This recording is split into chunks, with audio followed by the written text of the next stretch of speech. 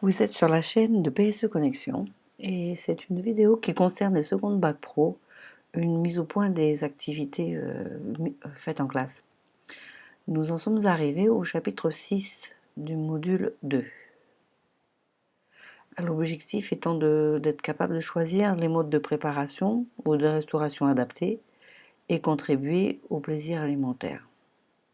Bien choisir de façon responsable ces aliments.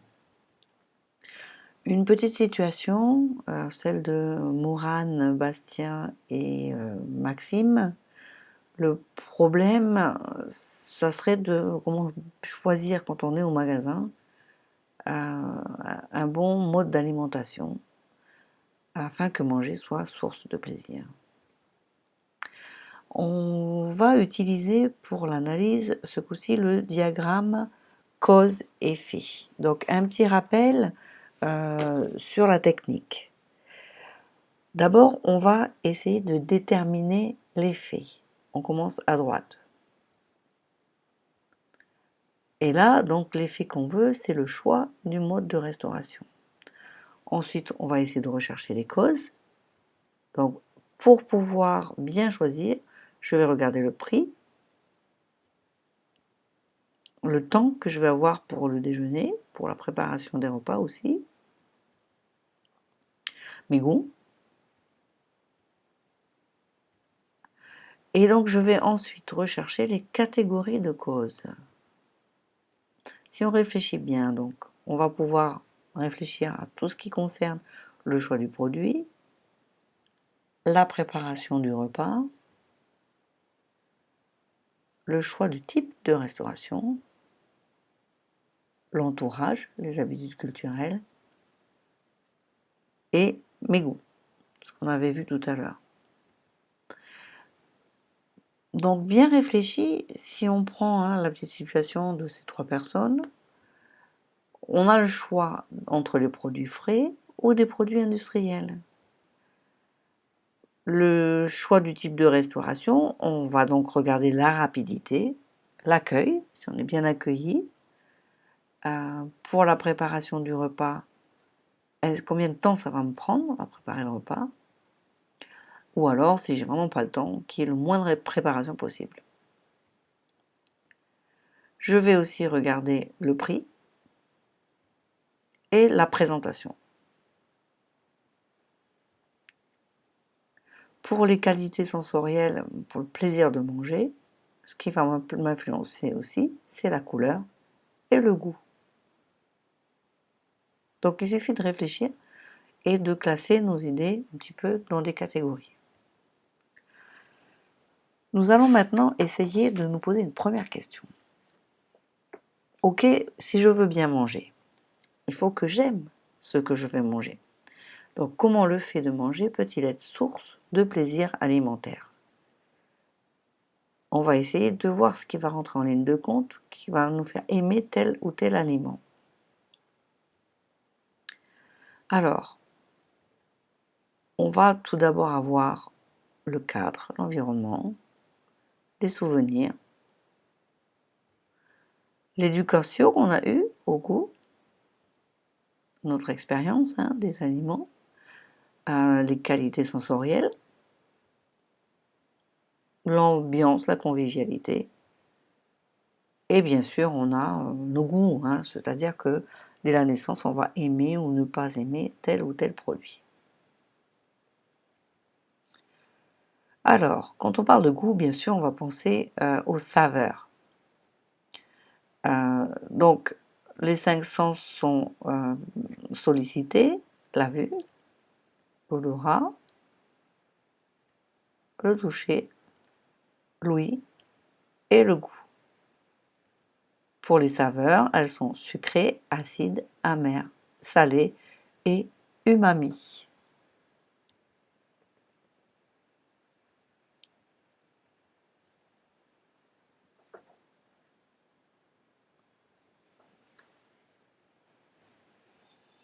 Pourquoi est-ce qu'un plat bien présenté contribue au plaisir de manger? Parce qu'il va tout simplement stimuler la vue et donner l'impression que l'aliment a un goût agréable. Deuxième question qu'on pourrait se poser, c'est c'est bien beau de vouloir bien manger, mais comment je fais pour choisir mes produits? Je vais essayer de comparer les produits frais par rapport à d'autres produits qui sont semi-préparés. Donc là, on a la tarte aux pommes, hein. Est-ce que je la fais à la maison ou je la prends déjà euh, express? Donc on va nous demander un petit peu d'entourer en bleu comme sur le dessin d'un produit semi-préparé et en rouge le produit prêt à l'emploi.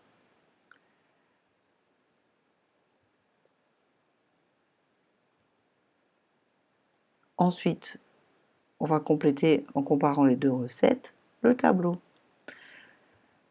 Donc la tarte aux pommes est du commerce est très rapide, alors que ça prend plus de temps quand même à la maison, hein, à faire la pâte et tout. Pour la composition, dans la tarte express, je vais quand même avoir des additifs, alors que c'est limité, dans les ingrédients maison sont plus naturels. Et il y a moins de sucre aussi, hein, dans la tarte aux pommes maison. Je peux doser moi-même le sucre. Le coût.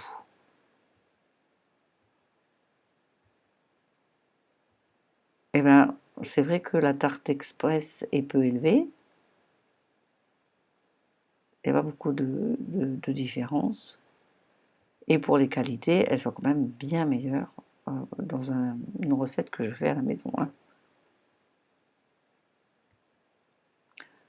Si on réfléchit à l'impact sur l'environnement, dans la tarte aux pommes express, je vais avoir pas mal d'emballage à jeter, alors que pour la tarte aux pommes maison, je n'ai que les épluchures.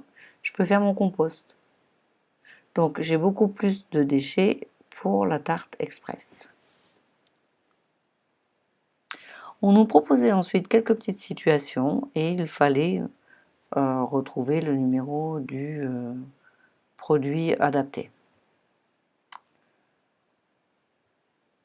Donc voilà, j'espère que vous avez trouvé ça.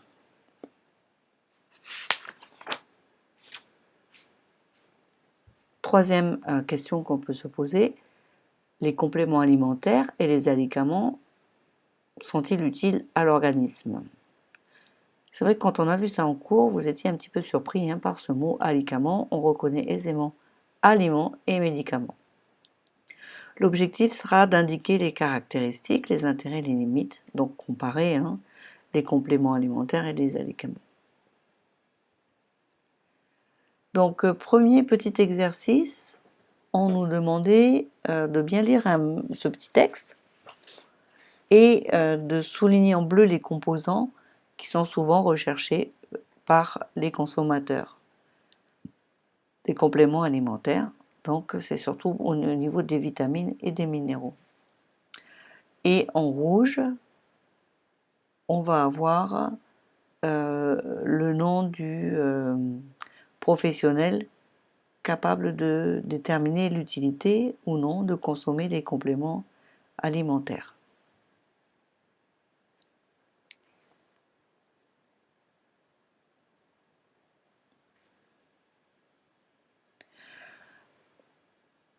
Donc, ils sont souvent recherchés par les consommateurs, en fait. Donc là, je vous ai mis quelques exemples d'alicaments, hein, qu'on va trouver dans le commerce. Le risque, c'est que si on consomme trop d'éléments minéraux et de vitamines, qu'il y a un surdosage, ça peut être néfaste pour la santé.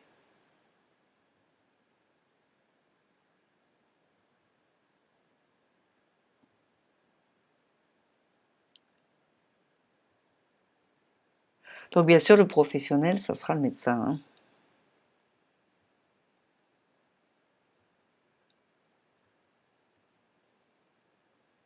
Donc c'est ce que je disais, hein, le problème du surdosage. Je pense à des problèmes de reins, de la diarrhée. Alors, Cette personne qui a répondu à ce quiz, quel est son choix? Il a choisi les fruits. Et pourquoi? Parce que ça va lui procurer du plaisir de voir les fruits, les couleurs, l'odeur et la dégustation avec la pulpe qu'on va retrouver, qu'il préférera à la place des comprimés. C'est sûr, il n'y a pas photo. Ensuite, dans le document 5, on nous donne une boîte de céréales, en fait, qu'on va retrouver. Donc, le terme qui va être employé, c'est donc le terme alicament. Le message diffusé sera que ce produit va faire maigrir, parce qu'il est noté fitness, et donc on voit qu'il y a une silhouette fine qui est dessinée. Est-ce que c'est un message publicitaire ou une information prouvée scientifiquement? En regardant un petit peu tout ça, on pourra se dire que c'est un message publicitaire, à la limite même du mensonger, parce que les barres de céréales fournissent beaucoup d'énergie en lipides, acides gras saturés et sucre. Donc elles ne font pas maigrir. Dernier type de question, quel mode de restauration choisir? On va essayer de comparer les différentes façons de se nourrir qui sont à notre disposition. Là, ça nous donne déjà une petite idée en regardant les images. Il y en a donc 3 qu'on va essayer de retrouver. La restauration rapide, la restauration traditionnelle et la restauration collective à caractère social. On va essayer de repérer les intérêts de chaque forme de restauration. En bleu, ce qui est bien, on dira les avantages. Donc pour manger assez vite, avec un prix raisonnable, c'est la restauration rapide. La restauration traditionnelle, c'est le cadre et l'accueil et on est assis à table. Souvent, c'est quand même, il y a plus de variété et les plats sont moins gras et de meilleure qualité. Et la restauration collective,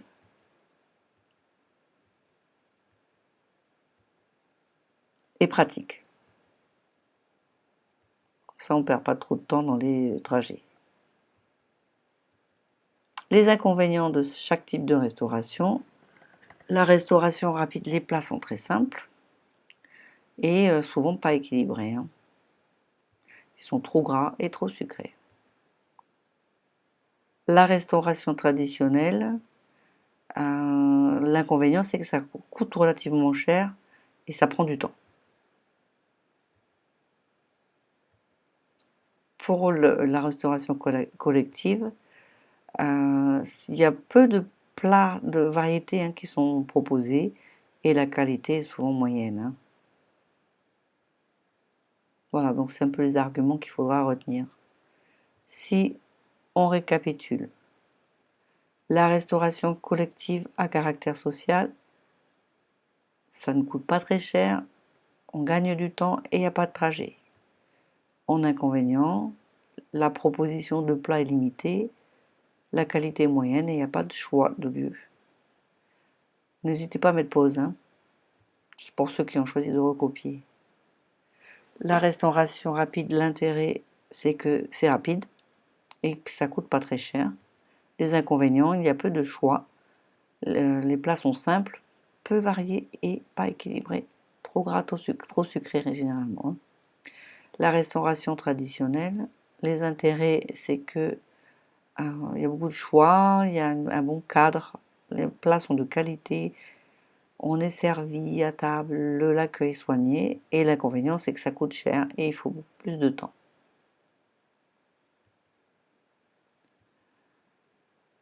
La dernière question, c'est laquelle serait la mieux adaptée à ceux qui aiment manger des bonnes choses. C'est bien sûr la restauration traditionnelle Les personnes sont servies à table, elles peuvent prendre le temps de manger. Le cadre est très important.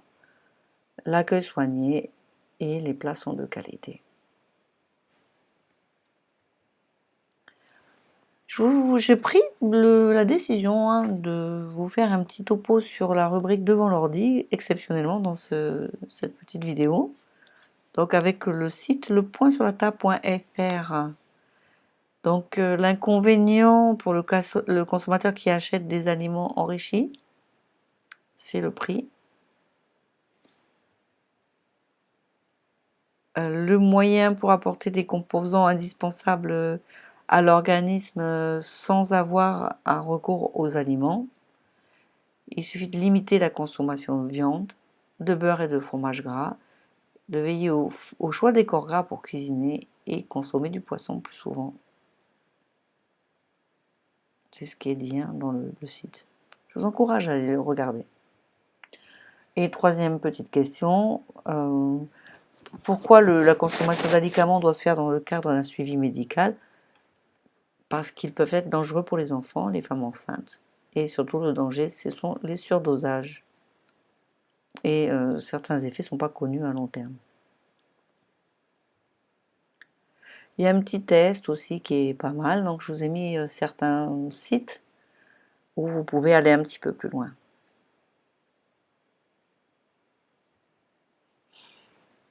On va terminer en proposant des conseils à nos trois lascars là. Morane, donc se demande si ses amis vont apprécier le repas qu'elle a préparé. Donc si les plats ont un goût moyen, il faut soigner la présentation et surtout soigner l'ambiance. Pour Bastien, qui n'a pas beaucoup de temps, donc il peut, pour une partie du repas, utiliser des plats préparés ou semi-préparés avec des marques connues qu'il a testées, mais qu'une partie du repas seulement. Et enfin pour Maxime, avec sa copine, donc ce qui va influencer le choix, c'est les avantages et les inconvénients de chaque mode de restauration, se mettre d'accord à deux sur les priorités, le prix, la variété, les qualités sensorielles, l'accueil, le service. Pour construire sa synthèse, donc on reprend les 5 sens. Ensuite, c'est le plaisir alimentaire qui dépend de l'expérience qu'on va avoir d'un aliment, des habitudes, de l'éducation au goût, de l'ambiance, du cadre du repas. Quand on parle des saveurs, je le rappelle, on va parler de sucré-salé, acide, amer et umami. Donc c'est détecté au niveau de la langue et du nez.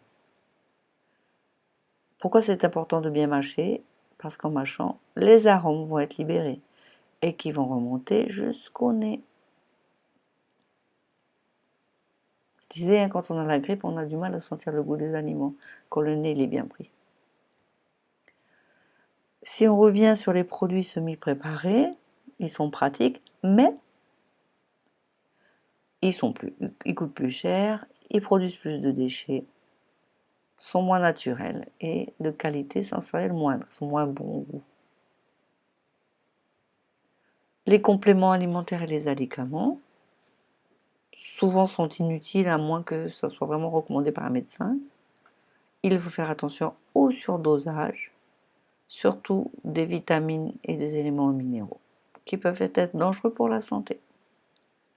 Concernant les modes de restauration, c'est vrai que ce qu'on dit le fast-food ou la restauration rapide est de plus en plus populaire parce que ça coûte moins cher et ça prend moins de temps.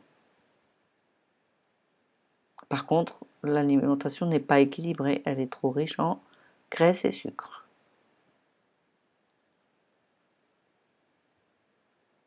Le petit résultat pour l'auto-évaluation, tant qu'à faire.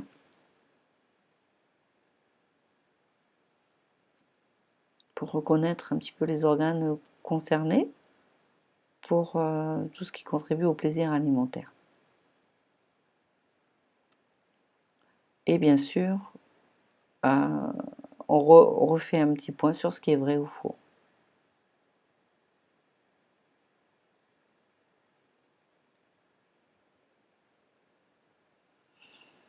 Si on relie chaque situation au mode de restauration qui convient, pour Bastien, ça sera la restauration collective. Pour Marion, la sandwicherie. Pour Sophie, la restauration rapide. Et pour Karim, le restaurant. Je vous remercie et je vous dis à très bientôt pour la suite des vidéos sur